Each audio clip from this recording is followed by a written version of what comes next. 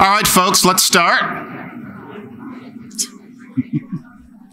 On behalf of the Linguistics Society of America, welcome to the 4th annual edition of 5-Minute Linguist. And, yep.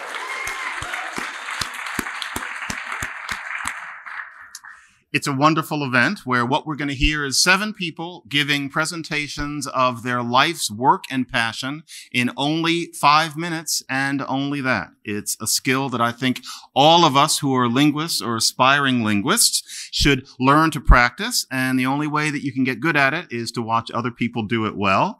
And for those of us who are watching either here or out there in the dark in the real world, say online after this, we're also interested in sharing what linguistics actually is to all of you who may not know. In any case, our format is that we're going to listen to these 7 brilliant 5-minute talks, and then what's going to happen is that just for fun, we're going to rate which one of the 7 brilliant talks we happen to enjoy the very most. And so we're all going to vote. And by we, I mean you. And it's not an electoral college. It's not our judges. I'll talk about them in a second. It's going to be you. We have a platform. We have a procedure. I'll explain it to you as we get to that part. You guys will do the voting. And because technology allows it, we'll know instantly who the winner was. In any case, it also involves, as part of the fun of the event, our judges. And we have a panel of 4 judges who are sitting here in the front row. One of them is Wall Street Journal and Atlantic language columnist extraordinaire Ben Zimmer.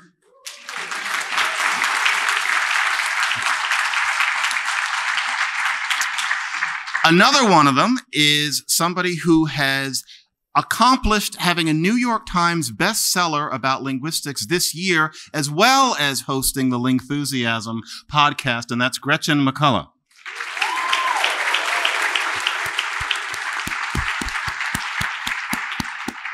We also have the author of the magnificently titled Walk on the Wild Side, who is also the Economist column. The column is called Johnson. The person is called Lane Green.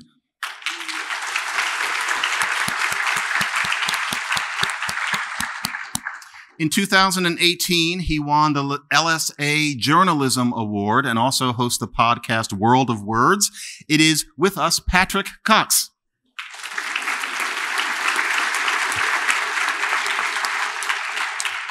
In any case, I think that we should get on with it. We have our timer, Ann Curzan, here in the front row, and you're going to now hear the first of these talks. And it's one of those things. There is something that the word totally, that giving a squint, and that saying ma in Mandarin, and not the question ma, but there's a different ma, have in common. And what that is, I can see a lot of you are looking, what would that be? Is shared information. When you say he's totally going to call you, what you mean is that we know that many people think that he's not going to, but he is. That's shared information. In many sign languages, the way to indicate shared information is not to sign totally, but to give a squint. That's the way that you indicate that. And there is a Mandarin ma that indicates shared information. Shared information in linguistics these days is kind of what's for dinner. And Emily Williams is going to teach us how shared information can work in the language of social media. Emily, it's all yours.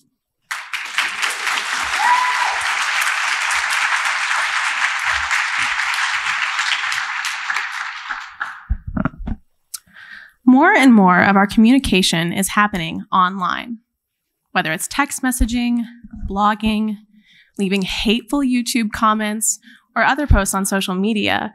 The sheer volume of language use on the internet outpaces anything we've ever seen before in terms of linguistic data. And there are a few things about internet language that separate it from other types of language use. And these things create the conditions for people to do really creative things when they're using text online. Like, for example, this just in, local nice guy TM misinterprets the meaning of feminism, we're at 11. Now, there are a lot of really interesting things about this Reddit post, but I want to draw your attention to nice guy TM. What the heck does this mean? Well, according to a tweet posted in 2019, the difference between nice guys TM and nice guys is that a nice guy TM will do nice things for a girl in an attempt to put her in debt to him. So this tweet describes two people. The first, a nice guy, literally has the qualities nice and guy. We can just add the words together. Nice plus guy equals a guy who is nice. On the other hand, we have the nice guy TM, who, let's just say, according to the author, is not nice, but still a guy. In this case, we cannot just add the meaning of the words together. A nice guy TM is not a guy who is nice. Instead, we rely on background information or context to understand what nice guy TM really means. So in this case, this pretty big difference in meaning is marked by this tiny little symbol, the trademark. And what's interesting is that if you take a look around social media, you'll find that putting a hashtag in front of nice guy creates a similar effect. So these two small symbols are being used in similar ways to create pretty important contributions to meaning. This automatically raises a number of really basic questions like, what do they actually mean? Well, we know that the hashtag and the trademark have traditional functions, but it's pretty clear from our nice guy example that they're being repurposed for something new and something similar. In fact, if we take another look around social media, we'll find that these symbols are being used for all kinds of new functions, many of them overlapping, like I'm being sarcastic right now, or I'm adding emphasis. So with all of these different possible functions, including the original, how can anyone possibly use these symbols effectively? And how do we know what they mean? Well, the answer to this lies in something that we all constantly manage when we communicate: familiarity. Like, imagine I go to the subreddit for the TV show RuPaul's Drag Race, and I want to post, "Trixie looked amazing last night, oh my God." Now, even though there are literally thousands of Trixies in the world, I can expect that in this community, people will know exactly who I'm talking about. Now imagine I go make the same post in a subreddit on Bitcoin. And I say, "Trixie looked amazing last night, oh my God." People would probably respond with, "Who is Trixie?" Or, "Am I supposed to know who Trixie is?" When I talk about Trixie without any further explanation as to who she is, I'm treating her as familiar. I'm signaling to my listener, hey, I think you know this. This works perfectly fine in the RuPaul subreddit, where Trixie is part of shared community knowledge, but totally fails in the Bitcoin subreddit, where she's not. If I wanted to talk about Trixie in the Bitcoin subreddit, I should really say something like, so there's this show called RuPaul's Drag Race, and last night one of the contestants looked amazing. So when I mark something as familiar, I'm telling my listener, hey, you should know this. I don't need to explain it to you in detail. You're familiar with it already. So when I use nice guy TM, what I'm really saying is a couple things. I'm saying, no, I don't mean nice plus guy. I actually mean a guy who is not nice and who has a set of specific negative qualities. But most importantly, I'm signaling, you should know this. Because without that familiarity and shared knowledge, nice guy TM is completely meaningless. So how do we understand the hashtag and the trademark when they're being used in all of these new, innovative, and overlapping ways? It all comes back to familiarity. When I use these symbols, I'm saying, I don't just mean the words, I mean something else too, and you know what it is. I'm saying I'm a member of a community of speakers who have a shared understanding of the world, and you are too. The evolving functions of these symbols are indicative of how language innovation can happen through extension of meaning. But more importantly, they're indicative of how those innovations are often driven by our desire to express community membership, to say that we belong. Thank you.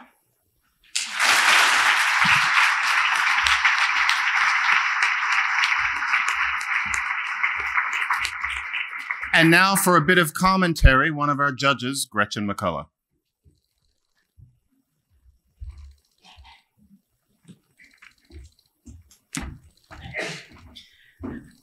So I have to confess to a lot of bias here, because John assigned me this one to judge, to comment on, because he knows I literally wrote the book on internet language. And as the person who literally wrote the book on internet language, I really wish this study had been published in time for me to include it in the book. And I would like to chat afterwards, please, about other places I may be able to cite you, which I think is the highest academic compliment that a person can give. But for non-academic compliments, what I'd like to say is that Well, okay, one more academic compliment, which is that when it comes to analyses of internet language, Twitter is especially overstudied because it has an easy API that you can use to get data from. And so I'm always really excited to see internet linguistic studies that look at other platforms than Twitter. And I think it's especially interesting in this case, the use of contrasting subreddits to provide context cues for, what type of speech community these things are, and looking at that was, I think, particularly effective. And in general, what I think was particularly effective about this talk, from a, linguistics in the public perspective, was it's an example of here's this relatively new phenomenon that's kind of a exciting, you may have seen this on the internet phenomenon, but making use of sort of existing linguistic tools and things that you might use to talk about, discourse markers or something in other contexts, to talk about this, novel phenomenon in ways that bring people into, linguistics as a theory, and here's a thing that we can analyze, using the tools that linguistics gives us. So as an example of using something that seems like a exciting new internet tech phenomenon, but to say linguistics actually already has the tools with which to analyze this, and here's how we can apply that, kind of brings people into the theory and makes people see the application of linguistic theory.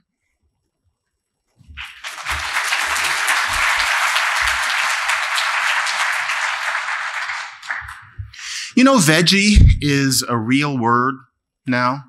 It used to be something that people said that was kind of cute. But now veggie is a real word. Vegetable is one word. Veggie is another one. To be at least an American English speaker is to know how to use that word veggie. So the word fancy came from fantasy. Did you know that? That's how words can be born. Veggie has come from vegetable. Or if it hasn't, you really do know when to use veggie and when to use vegetable. And that has to do with something else. It has to do with the issue of surprise. Are you wondering? And that has to do with the issue of Claude Shannon and information theory. All this stuff goes together. And if you want to know how it goes together, then you have to stop listening to me and listen to Jonathan Guzman, who will tell you the skinny.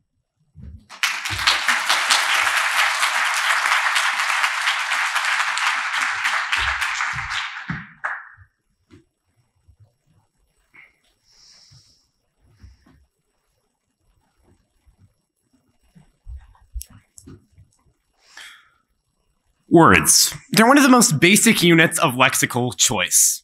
Tonight, I'd like to answer the question, why do we choose the words we choose? Now, words convey information, but what exactly is information? Well, it's a good question. In the 1940s, a man by the name of Claude Shannon came along and tried to redefine the idea of information. He thought of it in terms of surprisal. In other words, if you now know something that you didn't know before, you've experienced a net gain of information. Shannon also asked the question, what if information could be measured or quantified? Now, Shannon specifically thought of information in terms of signals or messages. Now, a signal could be anything from a word to a barcode to even a sequence of DNA. Now, Shannon did so by coming up with a mathematical formula that looked at entropy and surprisal and used probability to calculate the new amount of information that you could get from such a signal. Well, to be honest, he came up with several formulas. But before we get too bogged down by all the math here, let's bring it back to where we started it all. Words. Now, here's an example, and I hope I'm going to be able to impress you with my psychic abilities. The children went outside to blank. Here's another. The children came inside to blank. Now, I heard some plays there, but in fact, yes, for the first example, I was thinking that you might say play. For the second example, maybe you thought play as well, but maybe you thought something else. It's not as clear. Let's put play in both of them. Now, for the first example, you might think, okay, play and play. One word, one information content. But no. See, according to Shannon's theory of information, information is highly context dependent. So let's look at that first example. The children went outside to play. You've got children, you've got outside. These are things that we associate with, well, playing. So when you finally get to that last word of the sentence, the word play, you do get some extra information from that. But Not a ton, because it pretty much just conveys or confirms what you were already thinking. Now, that second example, you don't really know what's coming next because children do a lot of things inside. So, when you get to play, it packs a much bigger informational punch. Now, why do we choose the words that we choose? Well, it's complicated, but from an informational perspective, we want to be efficient in the way that we communicate. Now, all other things being equal, we try to do that with the words that we choose. So there's this idea that as we speak, regardless of what language we're speaking, we want to be transmitting information at a relatively even rate over time. Well, what do I mean by that? Let's say that I got up before you tonight and said the following 100 words. Well, it would probably be pretty boring, pretty darn fast because, well, it peaks and then it goes down. We don't like that. Here's another. If I were to get up before you and fill the final quarter of my presentation with fascinating linguistic discoveries, but populate the first 3/4 of my presentation with, well, a bunch of nothingness, you would hate it because it's just not efficient. What we as humans prefer is something more like this, a relatively even distribution of information over time, or even more ideally, a straight line. Now, 2 more examples. John opened the door and saw a blank. Your choices? Fridge and refrigerator. Keep that in mind. Okay, next example. John put the leftovers away in the blank. Once again, fridge and refrigerator. Now, using my psychic abilities, I think for the first one you said refrigerator, and for the second one you said fridge. Now, why is that? Well, let's look at the context. In the first one, you don't know what's coming, and so when you reach that final word, it is very surprising. It packs a huge informational punch, a veritable explosion of information, so you want a longer word to convey proportionately all of that information. Now, going down to the second, you pretty much know what's coming. Regardless of what word you choose, you know John is going to be putting them away in that, well, that cold box in the kitchen. So when you finally get to the word, if given the option, you just need a small one to convey that small amount of novel information or surprisal. Now, this holds up in other languages. See, I'm looking at it in Spanish, Portuguese, German, and Hebrew, and I just want to see, does this become a language universal? And let me tell you, things are looking pretty good. So, bringing it back to that final question of why we choose the words we choose. In the end, it all comes down to being understood. When we speak, we want to do everything we possibly can to make what we're saying understandable to the other person. And that involves being efficient in the way we communicate. Now, these sorts of efficiency decisions come down to even the most minute details and lexical units, even words. And that's why we choose the words we choose. Thank you.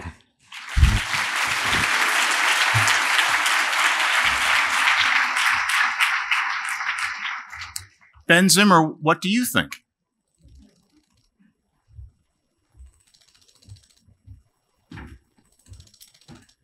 That was very entertaining for a presentation about choosing words. There were a lot of very well-chosen words there. Not just well-chosen words, but the whole sort of performance of that talk was enjoyable from the very beginning when we didn't know what to expect exactly, what comes next, when Jonathan was just up here before he gave us the first word of his talk, which was words. That's the type of thing that pays off because as the talk goes on, you appreciate surprisal, perhaps a novel concept, and how he was actually demonstrating that through the performance of the talk. So that's a great way to communicate what might be an abstruse topic with Claude Shannon and information theory.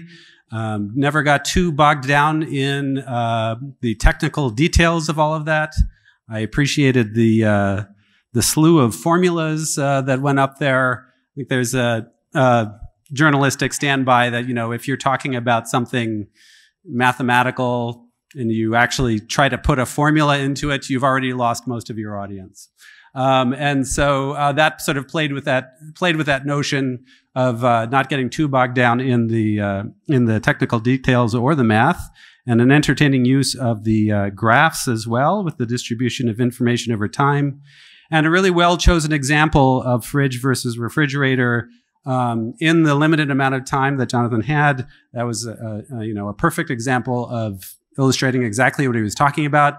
I wish that there had been more time to get into what happens in other languages, the tantalizing idea of a language universal versus various cultural factors that might be at play in other languages that might treat this differently. I was left on the edge of my seat, and I await further illumination on a fascinating topic. Thank you.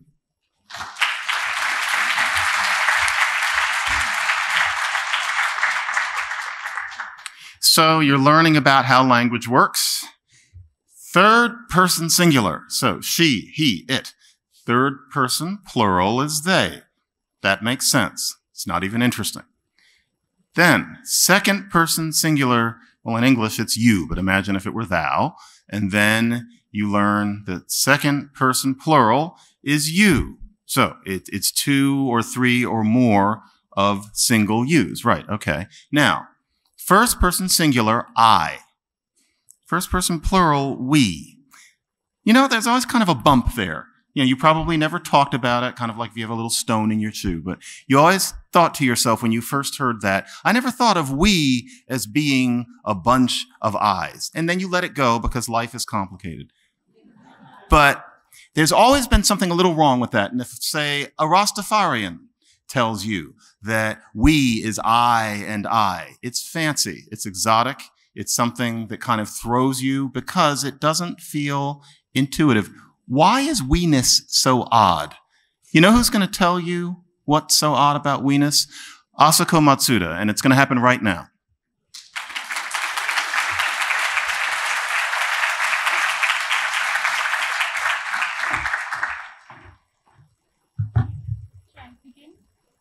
Okay. Okay. We use the pronoun we every day. However, even linguists are not sure how we interpret we the way we do. Across languages, the plurality of the first person plural is special. It's different from additive plurals such as dogs. Dogs means multiple dogs, but we usually does not mean multiple I's. We picks out the author I plus some non-authors. Now, a question arises as to whether we could ever represent multiple I's. Is the multiple author we semantically possible? It seems to me that if you really want to say we, that means multiple I's, you have to look like this, right? But that's impossible.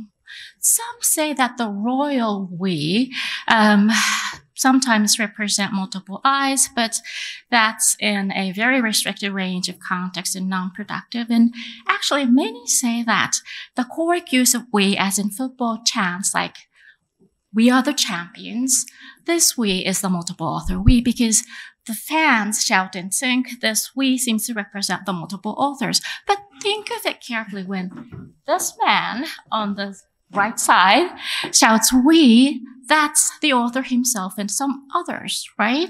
And when the lady there, she shouts we, that's herself and others. So even the correct use of we doesn't stand as evidence for multiple author we. Franz Boas once said a true first-person plural is impossible because there can never be more than oneself. However, but the multiple author we seems to be possible in certain contexts embedded under verbs like think and hope. Think of this sentence. We all think we are the smartest person in the world. The funny thing about this sentence is that nobody actually thinks we are the smartest. This clause in isolation is illogical, right? Think of a group of kids, Anna, Bella, Chris, and so on. If Anna said, we are the smartest person in the world, then the other kids would think she's being very nice but self-contradictory, because if she's the smartest, then Bella cannot be the smartest. If Chris is the smartest, Demi cannot be the smartest, and so forth. Then why is it that all of a sudden, embedded under think, it becomes logical? If Anna says we all think we are the smartest person in the world, she most likely describes a situation where each of them is thinking, I'm the smartest, right? This is logical. There's no contradiction. But how does this sentence mean this, right? Language allows displacement.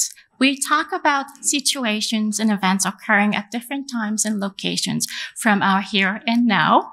And we also talk about thought worlds, imaginary thinking worlds. And when Anna says, we all think, the verb think takes us to multiple thinking, multiple minds of different people. In Anna's world, she's the I author. In Bella's world, she's the I, the author. And I say that this we here is an accumulation of these I's in different minds, different worlds, an instance of multiple author we. And this doesn't give rise to a contradiction because there is only one person who's the smartest in each world. It seems that language not only allows displacement from the actual world to another world, it may also take us to multiple parallel existing thinking world,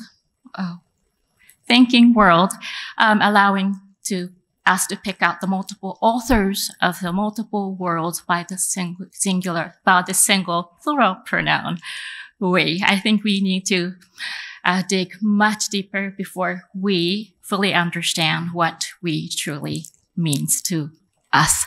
Thank you.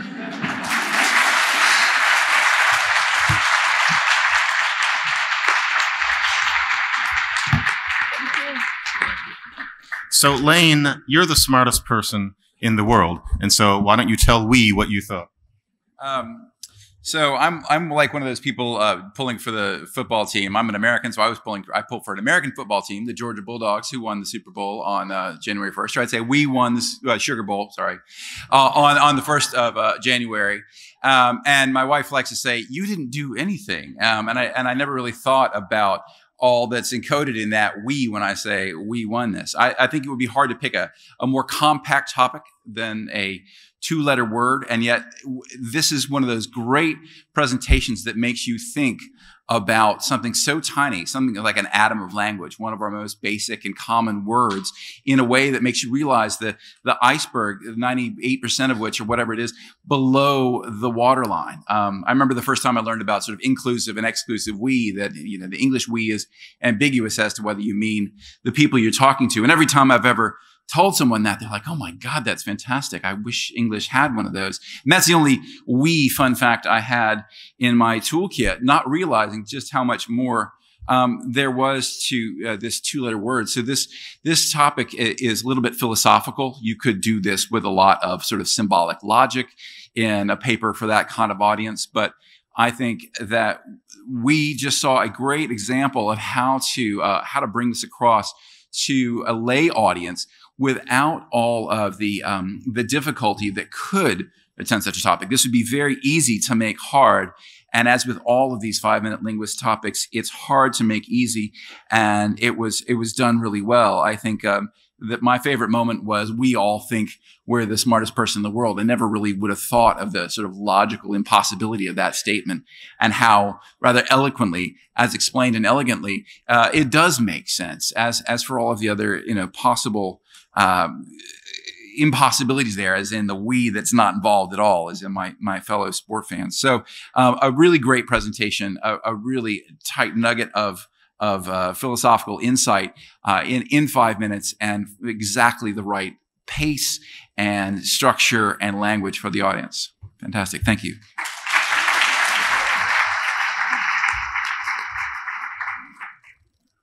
You know how some things are just too good to be true? For example, in linguistics, the idea that the Elizabethan English is spoken somewhere in North Carolina or something like that. You want that to be true, but it's not, because life rarely offers you anything that pleasant. Well, there's something else like that. It's these theories that are getting around where they're too good to be true, but they actually seem to be kind of true. And so, for example, there's an idea that tonal languages tend to be spoken in places that are up high. And, you want to be skeptical, but it's really not a ridiculous idea. Or actually, this is just coming to me now, just to throw something out there. If you're interested in serial verb constructions, why is it that 9 times out of 10, if people are using true serial verb constructions, really SVC crazy languages, it's always somewhere where it's hot. Why would that be the case? If you have serial verbs, you're sweating. It's just one of those things. Well, there's something else like that. We're going to hear about languages that kind of have too many consonants and some where you kind of feel like they could use some more. And it correlates with something physical that actually makes sense. Let's have Ian Madison talk to us about this.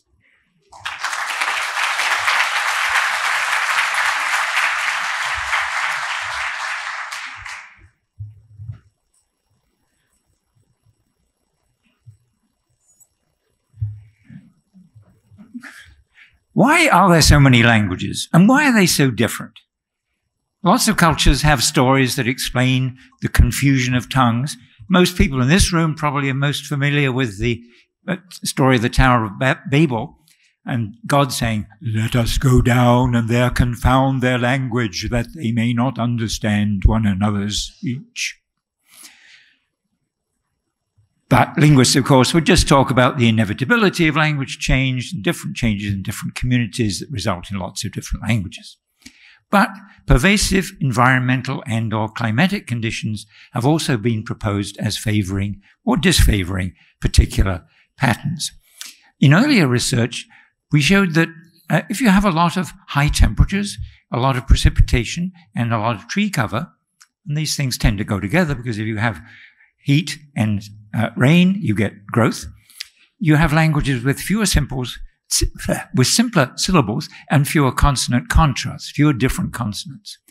We called this consonant heaviness, and it correlates quite well with this composite factor that bears these 3 properties.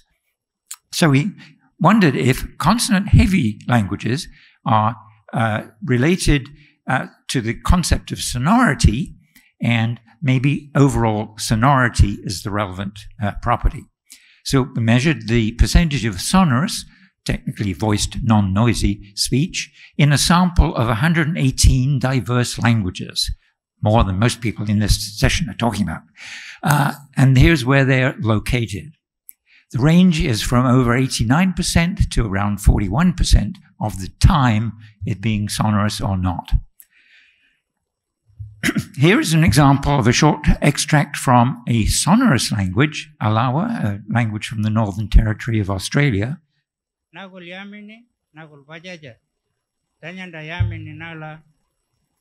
And here from a non-sonorous language, Shuswap, spoken in BC, Canada.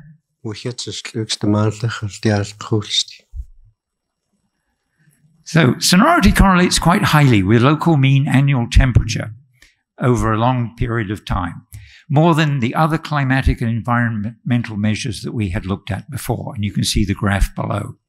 It negatively correlates with the number of non-sonorant consonants and the presence of clusters, the factors that would lead to having a more sonorous language. So why would higher sonority be related to higher temperatures? Well,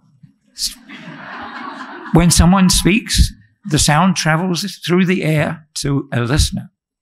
And varying properties of that air inevitably modify the acoustic characteristics of the signal.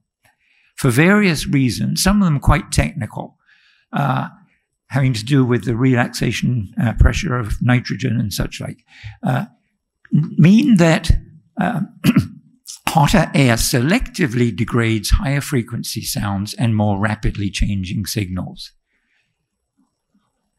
One thing you can visualize is heat shimmer that affects both optical and acoustic paths. These heat-related effects together smear the distinction between different non-sonorant consonants and blur the pattern when consonants occur next to each other. Over time, overall, more sonorous patterns will come to be established. Distinctions between pairs of similar non-sonorant consonants are less audible in hotter climates. They are therefore less likely to become established and more likely to disappear over time. The same applies to signals with more rapid changes as when consonants follow each other, compared to basic CV patterns. An effect of outdoor acoustic transmission characteristics on linguistic patterns must assume substantial time spent outdoors. This is especially plausible over the several centuries when agricultural society was the dominant lifestyle of human beings, from the time of the Neolithic Revolution to the Industrial Revolution. In the predominantly urban world of today, other but related pressures apply. Have not yet been detected in human speech, but they have in birdsong. Thank you for your attention.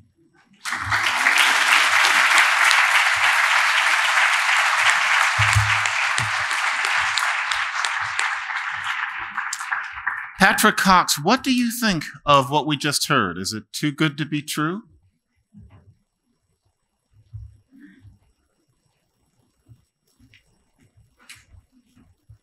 I would just like to establish at first that just because I sound like Ian doesn't mean to say that I know him and that there are any biases whatsoever in anything I say. Okay, so I am a non-linguist. I'm a podcaster who comes very much from, I'm the target audience in a way. I mean, I don't understand all of the concepts unless they're explained to me kind of like you would tell your kid. And so I'm really, really grateful to hear. So I've heard this theory or certain variations of this theory before or read about them and haven't really understood them. So it's been an absolute pleasure to see, images of Donald Trump, to hear audio clips. I love audio clips. And also the heat shimmer. All of these things really, really help me understand something that is pretty complicated. So my hat's off to you. It was a great talk.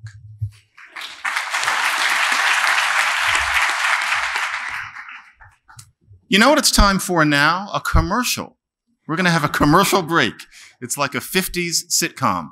And it's because 5-Minute Linguist began as a book. A whole bunch of people are in it. And there is an integral connection tonight between that book and this event. And I, John McWhorter, am not going to tell you about it. Instead, one of the gatherers of the book, Caroline Myrick, is going to tell you about this in our commercial break, and we'll be back after this message.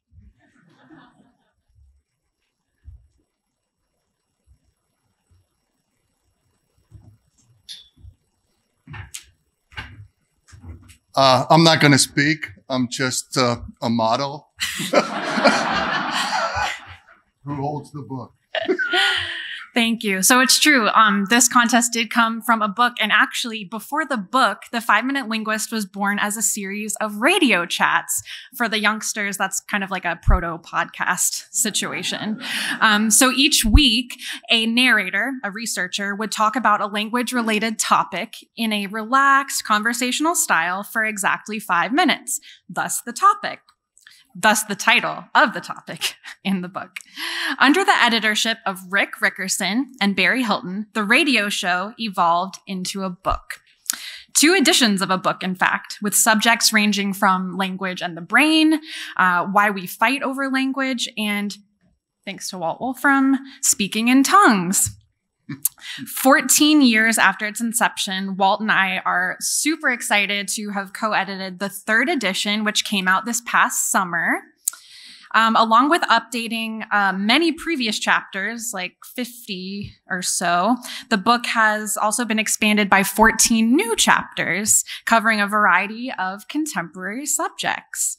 We really, really hope that this expansion has made the collection more comprehensive and current while remaining faithful to its guiding principles.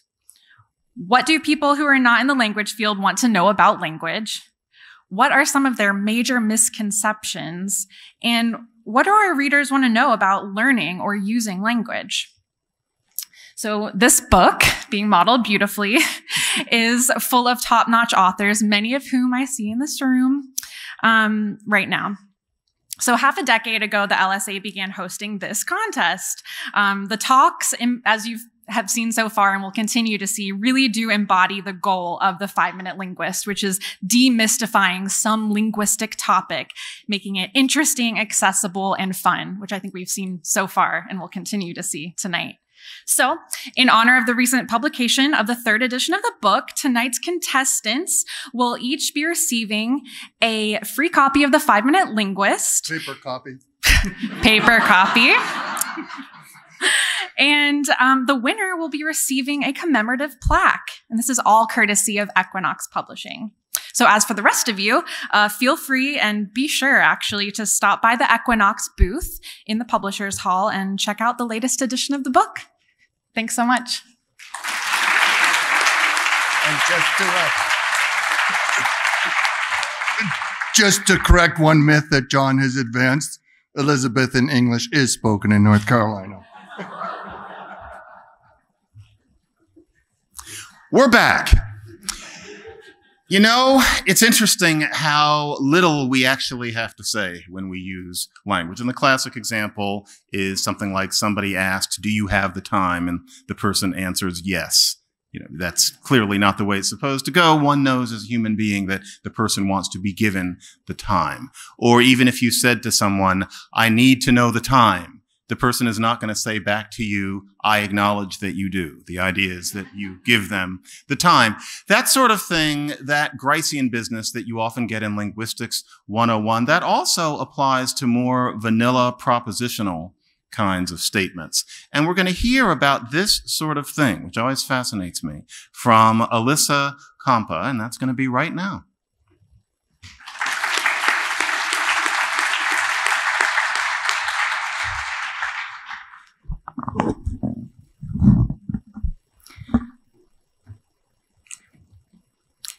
All right, so often in conversation, we have to be able to go beyond what someone literally says to interpret what they really mean. So if you're singing at karaoke night and your friend says, "Some people are good at karaoke, some people might want to pursue other hobbies," you have to be able to go beyond the literal meaning of this to interpret the implication. Some people are good at karaoke really means not all people are good at karaoke, and the additional inference, you're one of the ones who's not very good. And this is a very complex inference. So what we're interested in is, how do kids figure this out? At what age do they figure out how to make these inferences? And what types of information sources can they use to make inferences? So this has been asked before with language, with very young children. So if I gave you these pictures and I said, "My friend has glasses. Which one is my friend?" Which one would you choose? 1, 2, or 3? 2. So adults typically make this inference. They choose the middle one. And this seems very simple, but it's actually a very complex inference about what the person could have said, what they chose not to say. So clearly both 2 and 3 have glasses. But it would have been better to say, "My friend has glasses and a hat," or even just a hat for number 3, and they didn't say that. So we infer from that choice that they must mean the middle one with only glasses. All right, so very complex. What age do you think kids can do this? Age 5, can they figure this out? Yes, they can do this. Can we go even younger?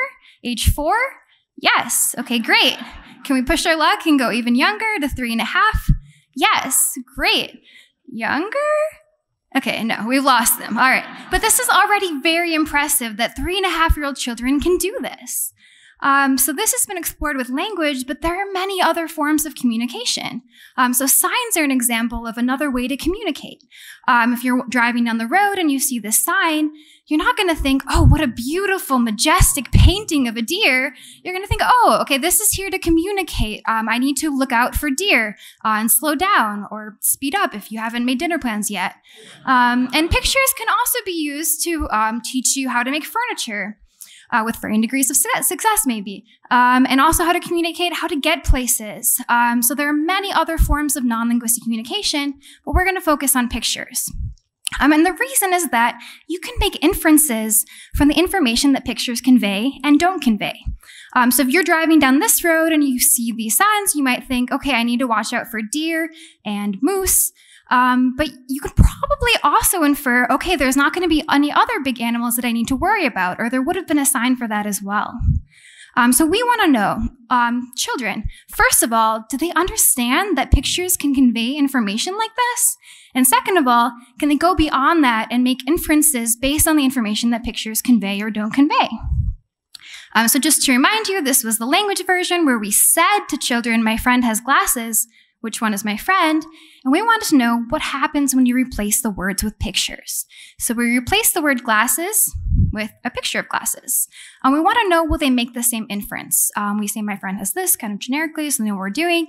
And we want to know, will children make the inference? Well, she could have shown a picture of glasses and a picture of a hat. She could have shown a picture of a hat. She chose not to, therefore she must mean the one with only glasses. All right, and the other thing we want to know is language something that helps? Is there something special about language that children will get this earlier with words as opposed to pictures? Or is this a more general feature of human cognition that we would expect to develop on the same timeline? And they would, great, so I choose that one. All right, great. So just to remind you, these were the ages for language, and we replicated this. We wanted to just make sure, can they really do this at 3.5? So we did this same thing, right? We found the same results. And now for the big question, can children make inferences from pictures? All right, so age 5? Yes, okay, great. This is already big news. What about age 4? Can we even go down to age 3.5? Yes, all right, so this is very impressive. Not only can children interpret the information that pictures give, but they can use that information to interpret implied meanings beyond that and make inferences. So why is this important? Well, this research shows that kids are actually a lot smarter than we thought. Not only can they interpret implied meanings and make inferences, but they can do this from very diverse information sources. So if there are any parents out there, be careful what you do and say around your children, because not only can they interpret what you say, but they can also interpret what you don't say in many ways. Thank you.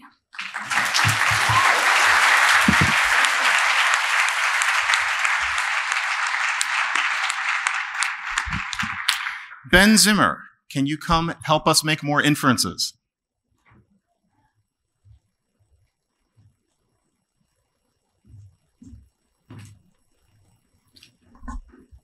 Well, in the spirit of Grice, I would say that this presentation observed all of the maxims that we look for in cooperative communication. It was a great example of just clarity of presentation. I mean, there was at no point did I feel like I was wondering what was going on. There was a natural progression. You know, you could sometimes with these topics you need to do a sort of hand-holding, like we're moving along and getting to the conclusion. And so that was very well done with the use of examples that were you know, vivid and easy to understand, starting with the karaoke example. You know, and the glasses example ends up being one that's important in terms of actually, you know, the final payoff of the conclusion in terms of, you know, language versus picture. And so even though ideas about, you know, inference and implication might seem a bit philosophical, given that it, you know, is an important part of the philosophy of language, this paper took what could be, you know, high-flying abstract philosophical concepts, made us understand exactly how we acquire these things, and just, you know, learning how children do that is eye-opening and is definitely the type of topic that would have very broad appeal in terms of, you know, people trying to understand how do children pick these up. Mostly when we think about language acquisition, or at least when, you know, people generally think about it, they're just thinking about the lexicon or, you know, perhaps even different languages. The idea of something as fine-grained as, you know, understanding inferences, that's so much more subtle than what we're used to thinking about in terms of what children pick up. And this does an excellent job of making us understand all the complexities, not just the lexicon, not just different languages, but even something discursively based like inferences is all part of language acquisition. So great job.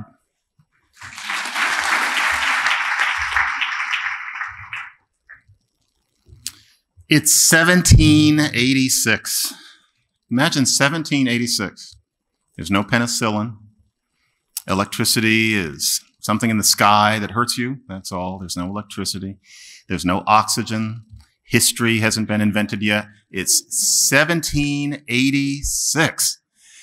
And William Jones is in some fetid room talking to some weary guys about something that he's discovered that to him and to everybody at the time is actually novel. And that's that Latin, Greek, and Sanskrit are so alike that one might think that they traced back to some original ancestor. If you know anything about linguistics today, it's almost bizarre to imagine that that wasn't quite obvious to anybody. But that was the beginning of historical linguistics. And after a while, a bunch of people, mostly with three names and usually German, figured out how Indo-European worked.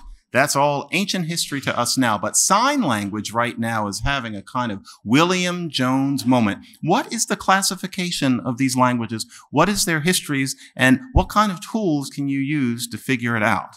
You know who's going to answer these questions? It's not me. It's going to be Natasha Abner.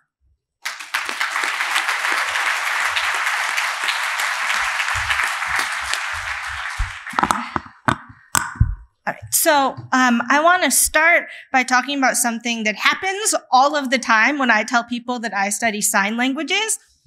They get this look of confusion across their face, and they lean in and they say, I noticed you said sign languages. Does that mean there's more than one? And yes, just like speakers speak different spoken languages, signers sign different sign languages. In fact, the Ethnologue currently identifies 144 different sign languages around the world. And humans form human families, and just like that, languages form language families based on the histories and shared social connections of the people who use those languages. And that's usually the order that we go through these things in figuring them out. We take the history of the people to help us understand the history of the language. But if that's all we've got to go on, we're going to run, well, actually, I'm going to go back. Here's an example of that. So about 220 years ago, Laurent Clerc came to the United States from France to help establish the first school for the deaf here in the United States. That beloved piece of history in the American deaf community is also a story about language families, because American Sign Language and French Sign Language are historically related as part of a language. I can't see my slides. I'm not taller than the podium. As part of a language family. And why did that happen? Because when Laurent Clerc came over from France, he brought with him maybe a suitcase or chest or whatever you traveled with then, possibly some boat snacks, but definitely French Sign Language. So French Sign Language and American Sign Language are historically related. They're genetically part of the same language family. Now, if that's the only kind of thing we have to go on, we're going to run into an issue because the historical record doesn't treat everyone or everyone's languages equally. There are many languages, including many sign languages, for which we don't have adequate historical records. However, if we go back to that analogy between human families and language families, we know there's another way of studying our ancestry these days: DNA. There we go, DNA.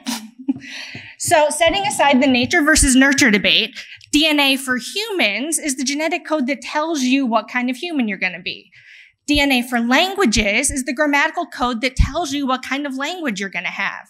The language DNA that we're studying in this research is the grammatical code that tells you how to produce signs. So what the hand shape is, what the movement is, properties like that.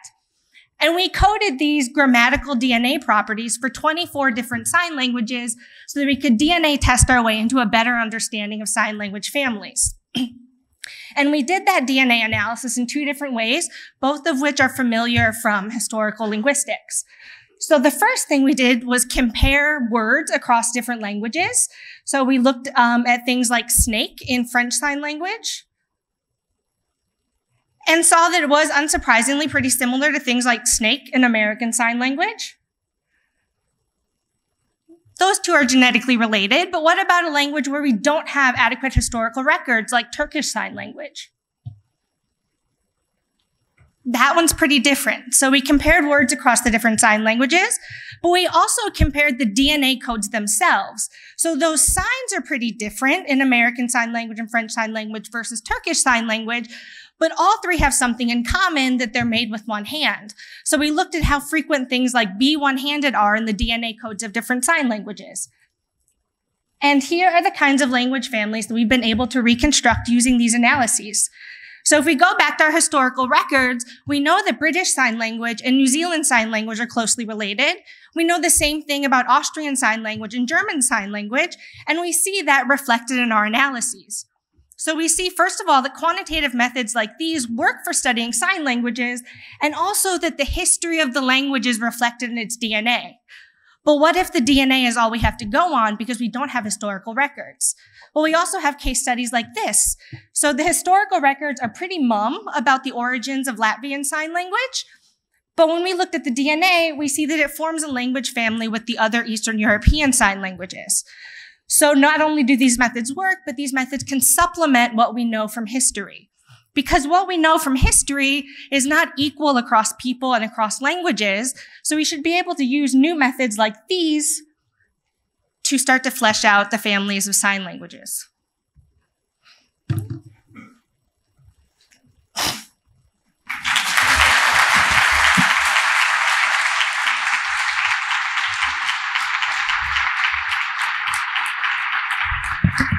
So, Lane Green, as they say, I want to use this expression one time because I've aged past it. Bring it in.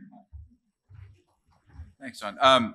First, I want to say generally, because this is my last time before you all tonight, I've been to 3 of these now, and there's just been a real incredible kind of improvement with these every year that I've been involved in these. And these have all been fantastic tonight. It's going to be harder to vote for a clear winner than any time I can remember. So there's obviously some kind of learning going on in this institution, and I think that's a great thing. I think it's going to be fantastic for linguistics in the future to see such great communicators.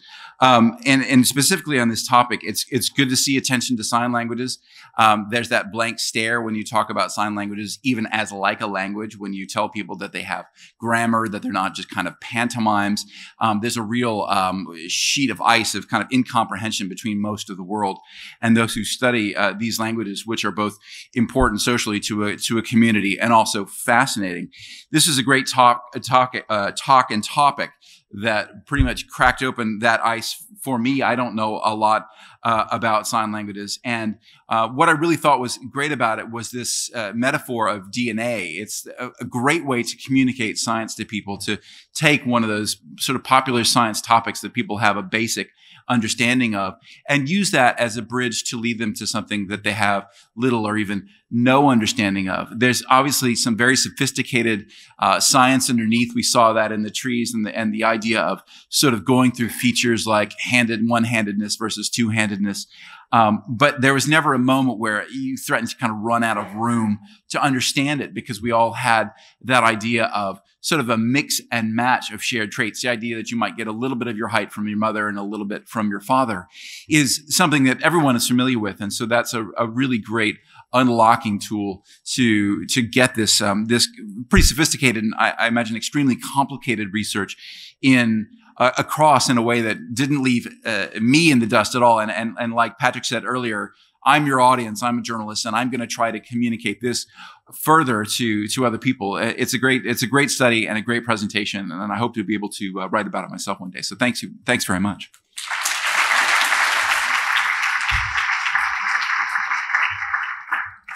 Remember when I said that shared information was quote unquote what's for dinner? Well, actually, new information is kind of for dessert. And once I tried to help describe a language, and I remember being delighted in finding that the way that this language expressed new information was partly connected to whether or not, as it were, you were talking about somebody sleeping or slowly licking a popsicle as opposed to dropping a brick on their foot. It was a very interesting distinction, not quite as idiosyncratic as that sounds. And Laura Wagner is going to explain to us how this kind of thing can affect even language acquisition. Laura?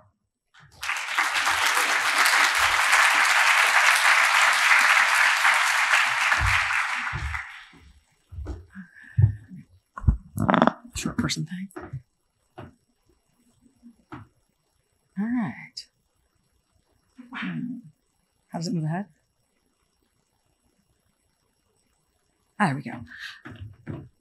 I'm going to talk to you about time. Time is an abstract concept, and it's also kind of a complicated one. And it also happens to be something that is so important to us as human beings that we have encoded it into the very grammar of the language that we speak. Now, when I talk about time and language, you're probably thinking about something like past, present, and future, and you'd be right to think about that because that is an important way in which language encodes time. But it's not the only way. Language also cares about the temporal properties of the events that go on the timeline. So, for example, if I want to talk about a dad who changes a diaper, I'm describing that event as having a specific ending. And I know it's got a specific ending because there's a really big difference between a baby with a clean diaper and a baby with a dirty diaper on. Now, if I want to talk about an event like the children who dance, that's actually something where I'm describing it as being a more or less constant action. So those kids, they can boogie woogie all night long, and it's going to be more or less the same thing at the beginning as it is at the end. So this is one way in which language cares about temporal information. But did I mention it gets a little complicated? So I, as the speaker, get to tell you as the listeners which part of the event I want you to focus on. I can focus you on different temporal pieces. So if I add the ED onto the verb, I'm telling you, I want you to think about this event as an entirety. And in particular, I want you to focus on the ending. If I add the ing, what I'm telling you is that I'd like you to focus on the internal stages. Think about the action that goes on with that event. Now, I just showed you that you can have this ending focus or this action focus on an event that has a particular kind of ending, like change the diaper. And language is a wonderfully systematic tool, so you can actually have both these kinds of focuses on events that are like dancing, that have a constant action. Every one of these 4 sentences is a perfectly fine sentence of English. But it turns out they're not all perfectly fine for us as English speakers. So as an English speaker, I know that we prefer the sentences that are like this, that combine temporal information along this diagonal, far more than we like sentences that combine temporal information along that diagonal.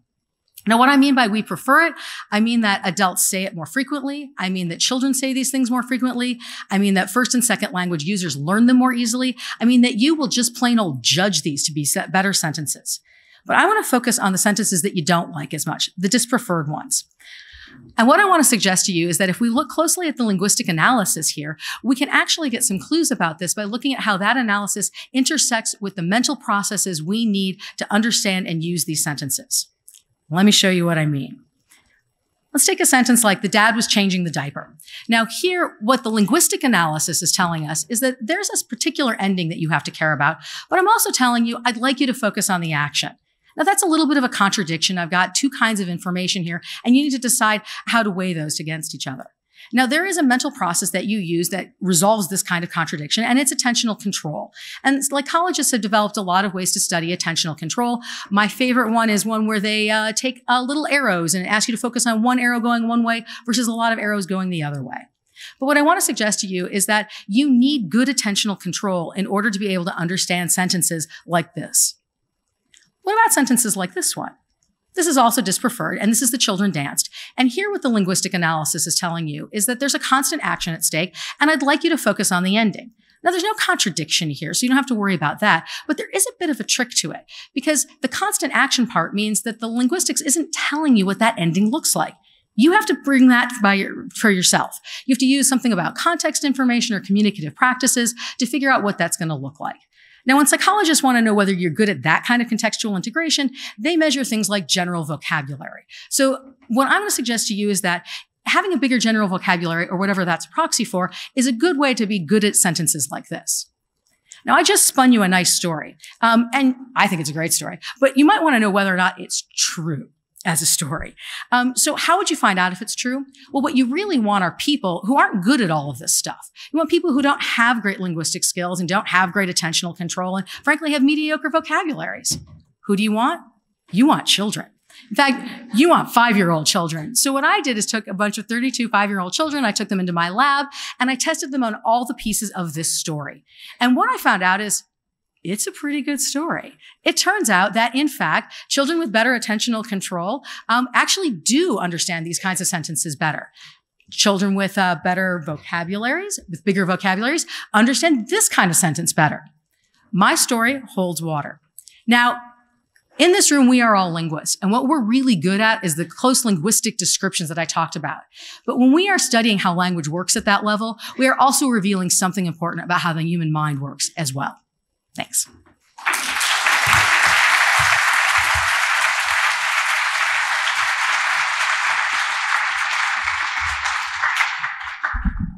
Gretchen, how does your mind work when it comes to this particular issue of boundedness?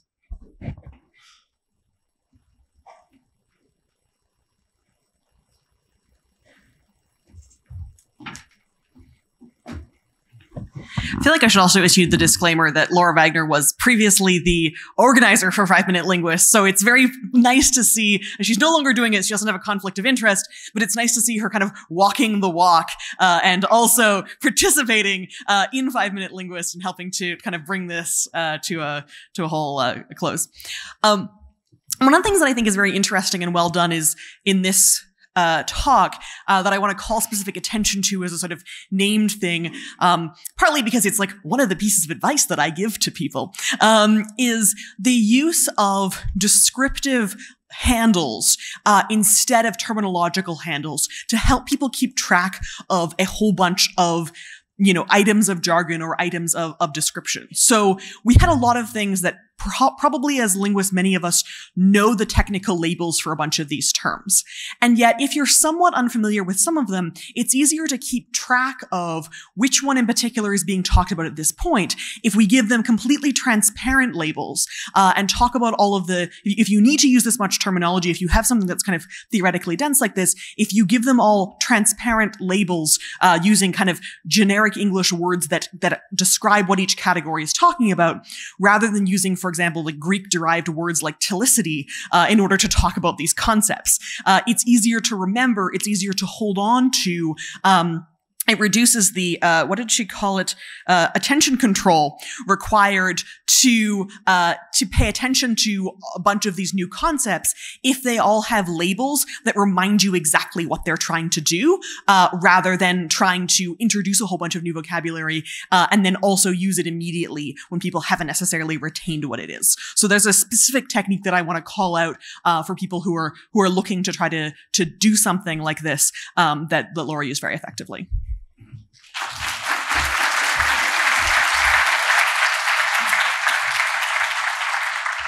The part of an event like this where a wise person comes up and does a kind of summary of what we've heard in a valedictory sense? Well, this is that time. And the person who's going to do that is Patrick Cox. Patrick, can you come be that person, please?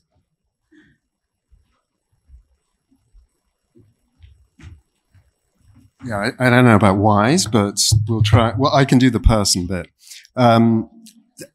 So I mean, I have been greatly entertained this past hour and a half, and I know I have because I want to do a podcast episode about each of them, and which is just always my test, especially on something like this where, it's a challenge. It's a challenge to understand what's going on. It's important, but you've got to find the right person to communicate it, or you've got to find the way to communicate it to a larger audience. It's as simple as that. And each of these had great setup, a little bit of mystery. Each of them had a payoff with a surprise of sorts. There were great laugh out loud moments, especially the visual gags. I'm not sure what I'd do in a podcast with visual gags, but we'll get to that. Each of them made me think differently about something that I essentially either took for granted or just didn't think about at all. Whether it was we or climate or kids language acquisition, digital language, all of them just honed in on something that I had either just overlooked or neglected to think about. So we're going to have a big challenge, I think, coming up with a winner for all of this, because I hate to say it, but everyone should get a trophy.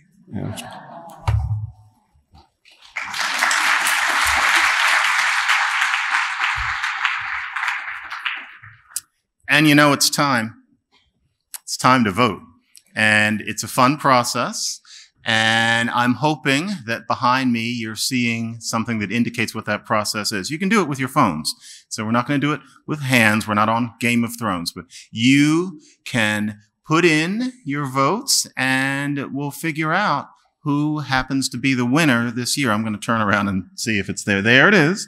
Okay. So, while we're voting, I should give a round of thanks, first of all, to the people who helped us coach our contestants, which this year were I, Taniguchi, Laura Wagner herself, and Greg Scontris. Thank you very much, folks, for doing that for us. Much appreciated.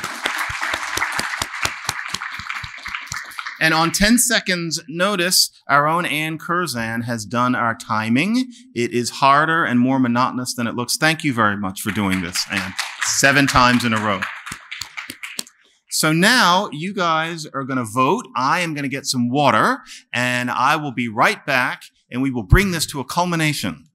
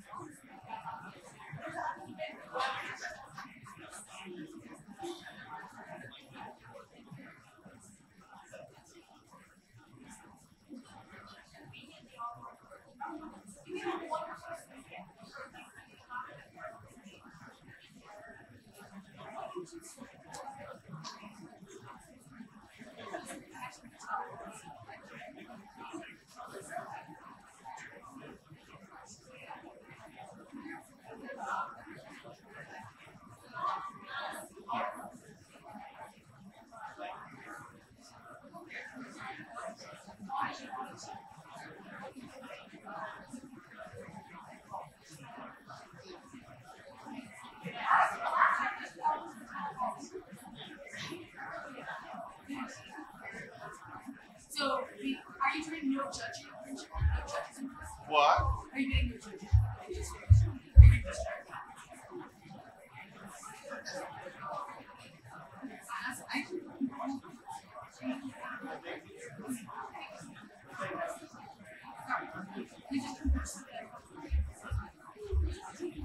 Well, no, but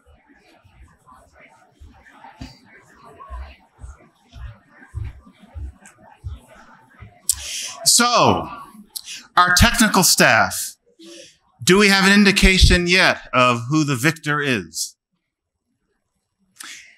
Could it be shown?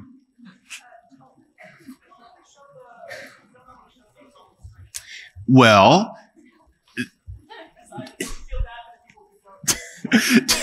David,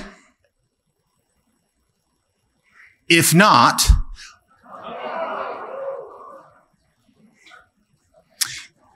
it would appear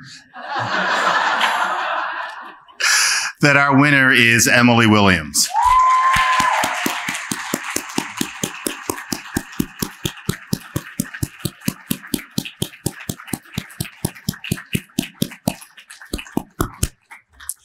And so, Now we have the granting of the books, if that hasn't happened already. And in the meantime, everybody, thank you very much for coming out to 5-Minute Linguist. We're going to do this again next year and the year after that. But thank you to everybody involved this year, including our 7 brilliant contestants. And let's go off into 2020.